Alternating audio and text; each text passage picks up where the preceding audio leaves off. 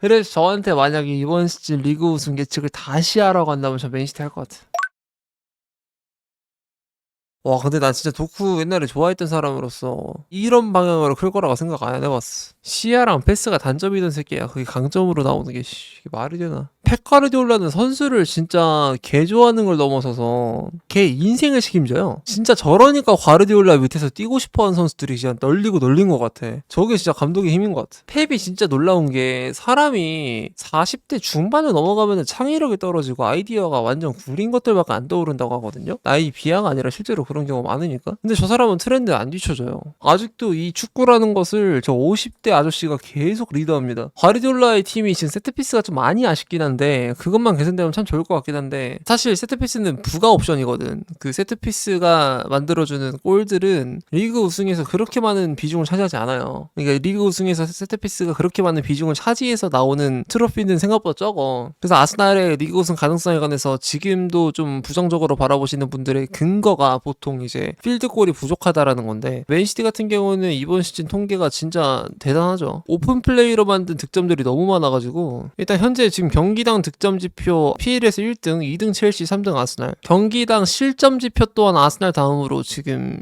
2등 달리고 있고요. 경기당 XG값 뽑아내는 거는 폼업 기준으로 첼시 다음으로 2등. 경기당 유효슈팅도 첼시 다음으로 2등. 큰 기회가 첼시 다음으로 2등. 첼시 씨발 왜 3등이냐 근데? 보다 보니까 좀 이해가 안 가는데? 뭐야 이거? 진짜 마레스카가 선수들 곤장하면 쳐야겠구나. 시티 지금 오른쪽 윙어가 되게 아쉬워가지고 도쿠 그냥 왼쪽 터치라인에 붙여놓고 오른쪽 터치라인에 사비우나 오스카바 붙여놨을 때 경기 퀄리티가 아쉽긴 했거든요. 근데 그 불만족을 해결한 게 도쿠 프리롤이잖아. 프리롤이 왜 나왔냐면 셰르키랑 포든이 5측면 동선을 돌 때 터치라인에 고립돼가지고 한 명은 지워진단 말이에요. 한 명은 존재감이 죽어버릴 수가 없어서. 그래서 얘네를 그쪽으로 몰아넣는 게 아니라 어차피 미드필더가 볼 잘 차고 멀티 포지션에 워낙 특화가 돼 있으니까 그냥 베르나르도 실바를 볼란치 라인에서 한 칸을 더 내려버리고 반칸에서, 그래서 포든이랑 셰르키 박스 투 박스로 써버리고 도쿠를 그 위에 얹어버리거든요. 포메이션으로 따지면은 공격 전개 시에 인테르처럼 3-1-4-2랑 거의 유사한 형태. 지일린스키랑 바렐라가 거의 셰르키랑 포든인 거고, 그리고 세컨 스트라이커에 도쿠가 들어가 있으면서 물론 좌측으로 처진 형태, 우측으로 처진 형태의 엘링 온라인 들어가 있는 거. 그리고 윙백들이 오라일리랑 누네스가 빌드업 시에 되게 복잡한 동선 같은 거 뛴다고 생각 안 하고 그냥 터치라인에 붙어 있으면서 가끔 아래로 내려와가지고 빌드업 보조를 해주다가 공격자가 본격적으로 들어갈 때는 그냥 터치라인에 붙어있는 형태로 쫙 올라가 버리니까 되게 단순해지고 수비 전환 시에도 큰 어려움이 없고 아이디어 진짜 좋은 것 같아요. 그리고 도쿠가 이제 20m에서 30m 단위의 스프린트가 아쉬운 선수니까 은근 스피드를 유지하는 능력이 워낙 아쉬워서 역습 시에 공간을 향해서 찢어 달려나가는 그 옵션이 되지 못하는, 첼시에서 네투가 있고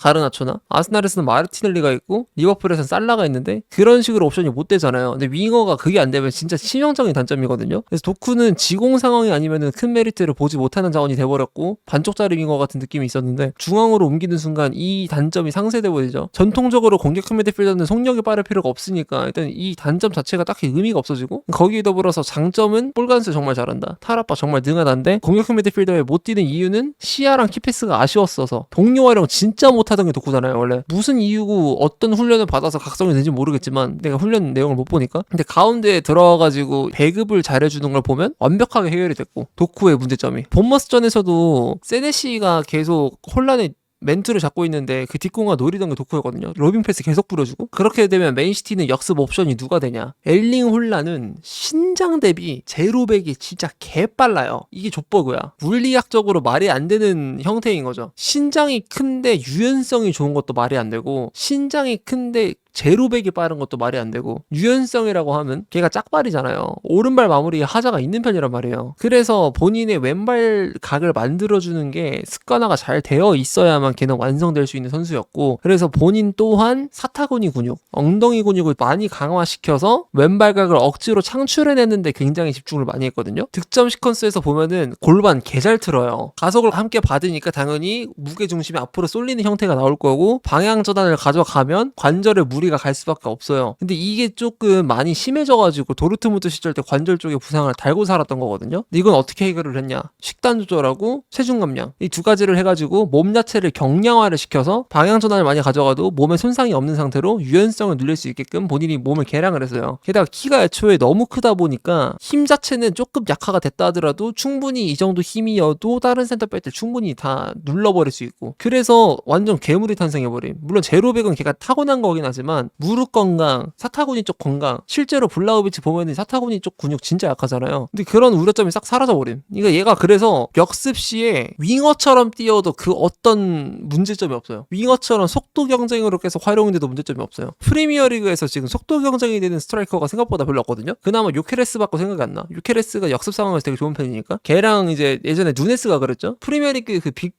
클럽 중에서 속도가 빠른 데에 치중되고 동시에 링크업 플레이, 등지고 딱딱이 잘 되는 스트라이커, 이자 스탯까지 기록하는 스트라이커가 한 명도 없어요. 이게 맨시티의 족버그 중 하나. 도쿠가 중앙으로 배치됐을 때 스프린트 옵션이 없어가지고 역습 시에 효과적인 공략을 못한다라는 그 우려점을 단번에 해결시킨 게 이제 엘링 홀란의 존재거든요. 홀란은 맨시티에 오면 안 됐어. 진짜 말이 안 돼요. 나는 얘가 이거 폼 유지하면은 해리케인이 그냥 닦을 거라고 봅니다. 최애 단점이 뭐였냐면 내 생각엔 본인이 할 줄 아는 재주가 많아. 근데 거기서 그 재주들을 다 부리게끔 방치를 시켜둔 상태로 시즌을 쭉 치르다 보면은 애가 망가져요. 이게 단점이었거든요. 내가 생각하는 단점 중에 하나가. 이게 해결이 되니까 뭐. 원래 이게 홀란드한테 가장 많은 비방 중 하나가 그거잖아요. 득점 원툴. 물론 득점 원툴 하나만큼만 봤을 때도 굉장히 힘든 업무임에도 불구하고 사람들은 그걸 폄하의 목적으로 비방 수단으로 사용을 했단 말이죠. 사실 그런 애가 아니었거든. 도르트문트 시절 때부터. 진짜. 빅게임도 은근 잘 잡아요. 도르트문트 때도 포칼컵에서 결승전에 멀티골 넣어가지고 상대 도륙낸 다음에 지가 자력으로 우승컵 들었던 애고, 그리고 챔피언스리그 같은 큰 무대에서도 굉장히 강했어요. 조별리그 양악이라고 하는데 그 뭐 호날두는 조별리그 양악 안 하냐고 합니다. 양악을 뒷받침한 채로 토너먼트에서 몇 골을 넣냐가 제일 중요하거든요. 하피냐 같은 케이스가 좀 신기한 케이스고 내 생각에. 하피냐는 토너먼트에서 골 진짜 많았으니까. 그래서 홀란한테 남은 숙제가 뭐냐? 노르웨이를 이끌고 월드컵 8강 가잖아요. 이번 시즌 발령 내가 봤을 때 높은 확률로 홀란이 가져갑니다. 노르웨이가 내 생각보다 멤버가 좋아. 왼쪽에 누사 있고 오른쪽에 오스카 밥이 있습니다. 스트라이커에 세를로트랑 홀란 그리고 라르센 있고요. 볼란치 라인에 웨데고르랑 베르게 있습니다. 또 풀백에 류에르손 있고 센터백에 아에르 있고. 노르웨이 멤버 되게 좋아요. 얘네들이 시너지만 한번 잘 터트리면 8강 충분히 갑니다. 스웨덴도 2018년 월드컵 때서 8강 나갔는데 얘네가 왜 못 가? 스웨덴이 얘네보다 멤버 안 좋았는데. 얘네가 스웨덴보다 8강 갈 가능성 훨씬 높아요. 생각보다 융합이 잘 안 됐어서 문제였지. 근데 이게 스쿼드가 뭐 호화스럽기만 하고 밸런스가 안 맞냐? 아니야. 밸런스 맞습니다. 웨드고르가 생각보다 4-4-2 시스템에서 볼란치로 뛰어도 괜찮을 만큼의 능력을 갖고 있는 애예요. 그래서 제가 봤을 때 엘링 홀란의 이 대권 노리기가 충분히 가능할 수 있을 것 같다. 그리고 엘링 홀란이 사실 새가슴이라는 멸칭이 달렸던 이유는 프리미어리그에 넘어왔을 때 그때 이제 빅6 상대로 득점 기록을 좀 저조했던 게 좀 문제였거든요. 근데 이번 시즌 벌써 아스날하고 리버풀 상대로 한 골씩 다 넣었어. 그리고 엘링 홀란이 정말 재밌는 거는 A매치 최다골 호날두 기록 있잖아요. 그거 깰 수 있는 유일한 선수예요. 지금 현존하는 선수 중에서. 단 한 명도 그 기회가 안 열려있거든요. 근데 홀란은 열려있어. 충분히 열려있어. 그리고 얘가 지금 이 페이스를 계속 유지해가지고 지금 얘가 자기 관리 되게 잘해요. 마침 지네 아빠도 관절 때문에 은퇴한 사람이야. 로이키나도 살인 태클 맞은 다음에 은퇴했잖아요. 관절 망가져가지고 무릎 쪽. 얘는 그 꿀팁을 아빠한테 한두 번 들었겠냐고. 우려점을 한두 번 들었겠냐고. 내가 아빠도 홀란한테 충고할 때 관절에 관한 얘기 진짜 많이 할 텐데. 그래서 본인도 자기 관리 되게 잘하거든요. 그래서 이거를 쭉 이어나가기만 하면 호날두의 득점 기록 충분히 노려볼 만도 하다. 나는 홀란이 진짜 멋있다고 생각합니다. 홀란을 보유하고 있는 이 맨시티가 너무 부럽고, 22년도 여름에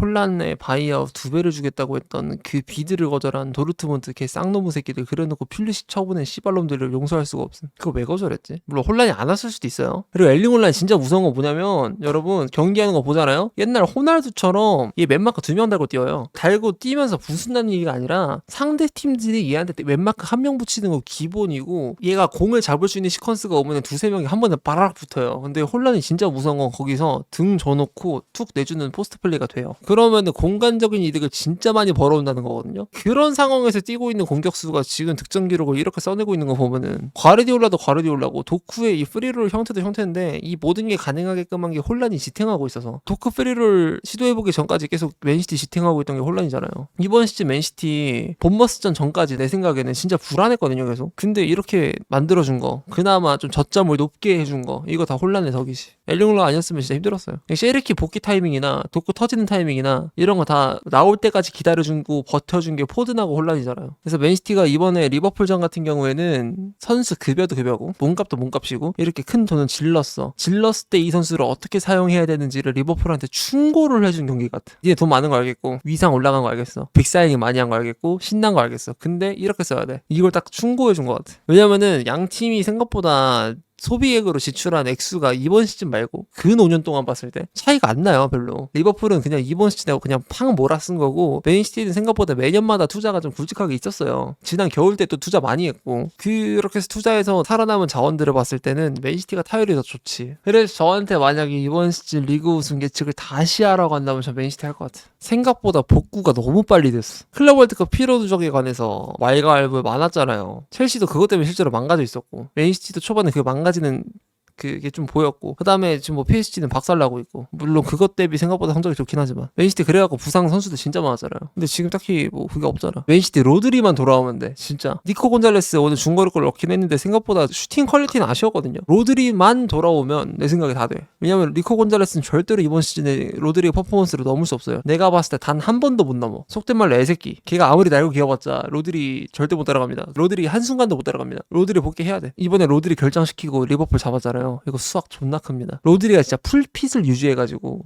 A매치 다 쉬고 몸 완성해서 온다? 내가 봤을 때 아스날 리그 우승 뺏깁니다 그러면. 사실 맨시티를 견제할 수 있는 최고의 수단은 FFP 그 115건 그거거든요. 그거 진짜 어떻게 될지 모르긴 한단 말이야 아직까진. 판정 결과에 관해서 어떻게 흐름이 흘러가고 있다 이거를 제대로 유출을 못한대요. 재판장의 분위기 말고는 뭐가 없다고 하더라고. 축복님이 알려주신 건데 뭐 승소 각이긴 하겠다만 승소 각이라는 것도 사실 사람들의 추측인 거지 이거를 확실하게 알 수는 없대 아직까진. 지켜봐야 된다고 하더라고. 물론 웬만해서 문제 없을 것 같고 문제를 굵직하게 잡는 것도 아까도 말했지만 프리미어리그 그건 멍청한 거예요. 잡는다고 했을 때 그 맨시티가 줬대 나랄까. 그럼 프리미어리그 리그 이거 인기도도 내려가는 거니까. 맨시티가 생각보다 글로벌적인 인기가 진짜 많거든요. 미국 시장도 공략 잘해놨는데 맨시티가. 그래서 실제로 그 미국 쪽에 그 주마다 가장 인기 있는 팀 꼽으라고 하면 맨시티 진짜 많이 나오거든요. 근데 그런 팀을 나락 보낸다는 게 리그 입장에서도 손해니까. 프리미어리그가 생각보다 구단들을 너무 막 휘어잡고 지랄을 해요. 서로 상부상조하면서 돕고 살아야 되는데 이게 공생관계거든. 약간 대립관계를 만든다니까? 왜 리그하고 왜 구단하고 싸워야 되는지도 모르겠어요. 혹여나 본인이 빅6의 팬인데 구단이 생각보다 챔피언스리그 티켓을 사수하는 걸 힘들어한다. 꿀팁 알려드립니다. 맨시티 산 사세요. 맨시티에 따라하시고 맨시티가 버리는 거 주워 먹으세요. 물론 가끔 진첸코나 제수스 같이 이렇게 미친 불량도 있긴 한데 아스날?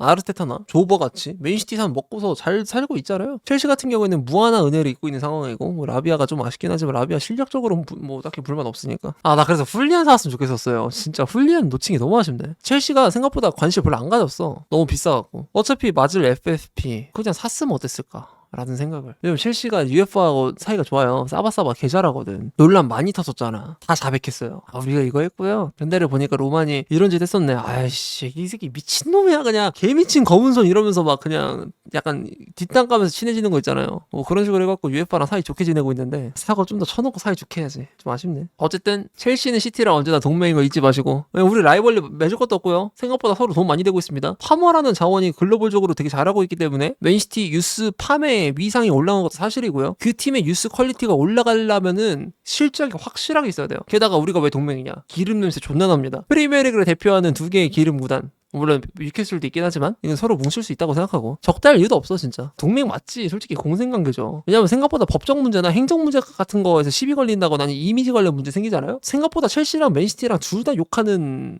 내용들이 많아. 가디언이란 잡지에서는 첼시랑 맨시티를 쌍으로 싸잡아가지고 욕 존나 해요. 니네 돈으로 축구한다 이러면서. 그래서 첼시랑 맨시티 생각보다 겹치는 게 진짜 많아요. 그리고 맨시티랑 첼시랑 라이벌리가 생길 일이 뭐가 있냐. 물론 첼시가 이제 맨시티의 수건을 한번 딱 한 적이 있긴 하지만 20-21 시즌에. 근데 아구에로는 존나 혐오하니까 그거는 양해해 주시기 바랍니다. 아구에로를 혐오하는 이유라고 해놓은 영상에서 설명되어 있으니까 그건 알아서 보시고요.